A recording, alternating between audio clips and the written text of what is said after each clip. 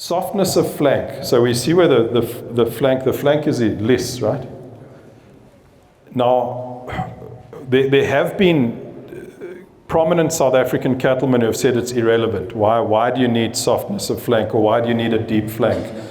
Well, you don't need it, but it's an indicator of what's going on in the body.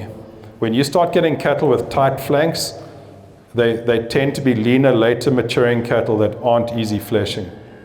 Your deeper flank cattle, the fuller flank cattle, are the cattle that are usually easier fleshing and earlier maturing.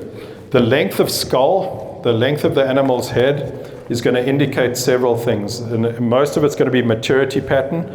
So the longer the skull, the larger her frame, the slightly later maturing. When you start getting it extremely narrow, remember your females are going to have much more narrower skulls than your bulls. We'll bring the bull in later. That's just sexual dimorphism. When they get too narrow in the muzzle and too narrow between the eyes and a little longer, then you start getting your leaner phenotypes. Again, if you've dealt with horses, you'll know this. The positioning of the eye on the skull, the further down the skull the eye is, the kinder it is, the bigger it is, and the more well set it is. You're going to have a more fertile animal. You're going to have a quieter disposition animal. You're going to have an animal that fleshes a lot easier. When that eye gets smaller and moves up the skull, like a horse, you get a wild animal that's leaner and later maturing.